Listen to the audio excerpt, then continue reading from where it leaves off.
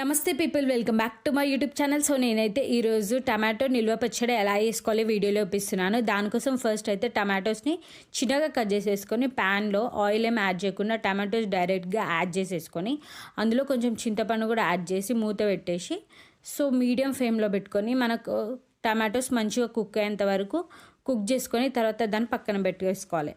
Next ఒక ప్యాన్లో ఆవాలు అండ్ అలాగే మెంతులు యాడ్ చేసేసుకొని మంచిగా కలర్ చేంజ్ అయ్యేంత వరకు లో ఫ్లేమ్లో పెట్టుకొని వాటిని ఫ్రై చేసుకొని వాటిని పొడిగొట్టి పెట్టుకోవాలి. నెక్స్ట్ మిక్సీ జార్లో మనం ఫస్ట్ టమాటోస్ ఫ్రై చేసుకున్నాం కదా, ఆ టమాటోస్ ఫ్రైస్ అండ్ అలాగే 1.5 స్పూన్స్ ఆఫ్ సాల్ట్ అండ్ అలాగే 3 spoons of red chilli powder, 1 spoon of turmeric and 2 spoons of మనం పొడి కొట్టుకున్నాం కదా ఆవాల పొడి, సో ఆ పొడి అండ్ అలాగే కొన్ని వెల్లుల్లి ఇవన్నీ యాడ్ చేసుకొని మంచిగా మిక్సీ పట్టుకోవాలి.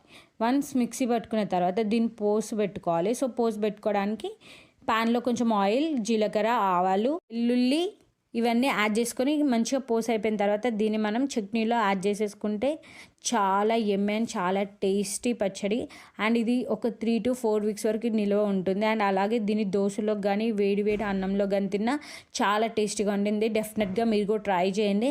And thank you for watching. మీకు కనుక రెసిపీ నచ్చినట్టయితే please do like, share and subscribe to my channel.